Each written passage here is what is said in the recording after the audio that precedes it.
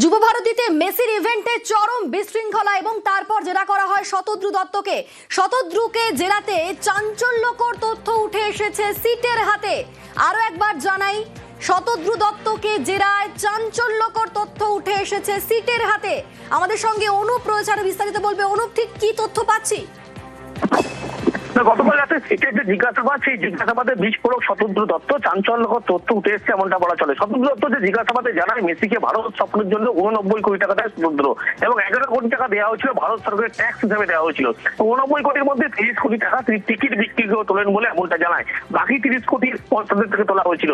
মাঠের যে ground pass issue করা হয়েছিল, সেক্ষেত্রে 150 পিস কিন্তু এই পাস ইস্যু করা হয়েছিল। এক প্রভাবশালী নেতার কথা, সেটা 3 গুণ বাড়ানো হয়েছিল বলে এই জিজ্ঞাসাবাদে এই বিস্ফোরক তথ্য তিনি কিন্তু দিয়েছেন। মেসি যখন মাঠে ঢোকে তার গায়ে এবং পিঠে হাত দেওয়া হয়েছিল। মেসি সেই সময় বিরক্ত হয়ে তার যে পার্সোনাল নিরাপত্তারক্ষী তাকে গোটা বিষয়টি জানায়। এই নিরাপত্তারক্ষী পরবর্তীতে শতদ্রু দত্তকে যখন গোটা বিষয়টি জানায়, তড়িঘড়ি শতদ্রু দত্ত তিনি জানান অ্যানাউন্সমেন্ট শুরু করে, কিন্তু শেষ রক্ষা হয়নি। 1.5 ঘন্টার প্রোগ্রাম, মাত্র 20 মিনিটের মধ্যে মেসি সেখান থেকে কিন্তু ক্ষিপ্ত হয়ে বেরিয়ে পড়ে।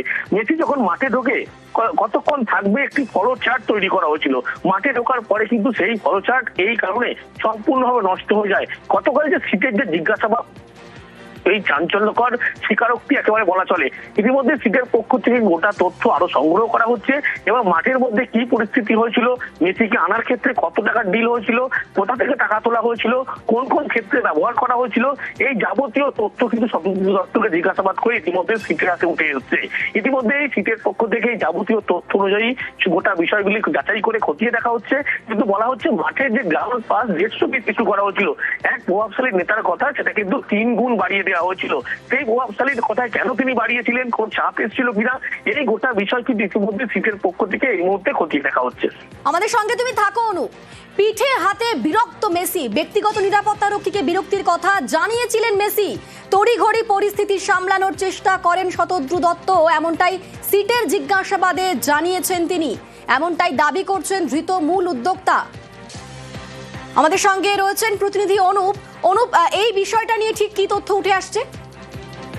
মেসি যখন যুবভারতী ক্রীড়াঙ্গনের ভিতরে প্রবেশ করে, মাঠে প্রবেশ করে, মেসি সেটা নিয়ে কিন্তু বিরক্ত প্রকাশ করে তার যে পার্সোনাল নিরাপত্তারক্ষী ম্যানিস, তাকে কিন্তু গোটা বিষয়টি একেবারে জানানো হয়। এবং সেই নিরাপত্তারক্ষী তৎক্ষণাৎ কিন্তু, যেহেতু গোটা ইভেন্টের মূল উদ্যোক্তা শতদ্রু দত্ত, তিনি মেসিকে নিয়ে এসেছিলেন, তিনি কিন্তু একেবারে মাইক নিয়ে অ্যানাউন্সমেন্ট করা শুরু করে দেয়। কিন্তু একেবারে শেষ রক্ষা হয়নি। 1.5 ঘন্টার যে ইভেন্ট প্রোগ্রাম, মেসি মাঠে থাকবে, কি কি প্রোগ্রাম হবে, ফলো চার্ট তৈরি করা হয়েছিল, কিন্তু শেষমেশ দেখা যায় তার গায়ে হাত দেওয়া, পিঠে হাত দেওয়ায় তিনি বিরক্ত প্রকাশ করে মাত্র 20 মিনিটের মধ্যে তিনি কিন্তু মাঠ ছেড়ে বেরিয়ে যান।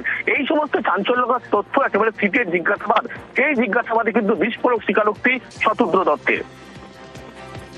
তো পাসের আমাদের সঙ্গে অনুপ রয়েছে। অনুপ, ঠিক কত পাসের অনুমোদন ছিল আর কতজন ঢুকেছিল, আর একবার যদি স্পষ্ট করে বলো। মাঠের মধ্যে মেসি যখন প্রবেশ করবে, সেক্ষেত্রে শুধুমাত্র পাস ইস্যু করা হয়েছিল, 150 পিস পাস ইস্যু করা হয়েছিল।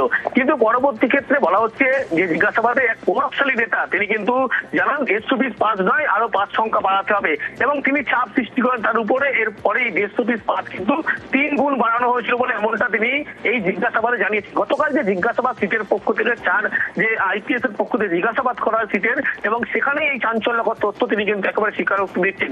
150 পিস পাস তিনি ইস্যু করেছেন এবং ইস্যু করা ছিল। পরবর্তী ক্ষেত্রে এক প্রভাবশালী নেতা রাজনৈতিক তিনি চাপ দেন, তারপরে কিন্তু এই 3 গুণ পাসের সংখ্যা কিন্তু গ্রাউন্ডের পাস সেক্ষেত্রে বাড়ানো হয়েছিল। আর এখানেই কিন্তু এই চাঞ্চল্যকর যে স্বীকারোক্তি বা বিস্ফোরক স্বীকারোক্তি এমনটা বলা চলে। ইতিমধ্যে সিটের পক্ষ থেকে গোটা বয়ান প্রক্রিয়া, ভিডিওগ্রাফি যেমন করা হয়েছে, অন্যদিকে কিভাবে তার উপর চাপ দিয়েছিল সেই সমস্ত বিষয় কিন্তু সিটের পক্ষ থেকে খতিয়ে দেখা হচ্ছে। বেশ, ধন্যবাদ অনু।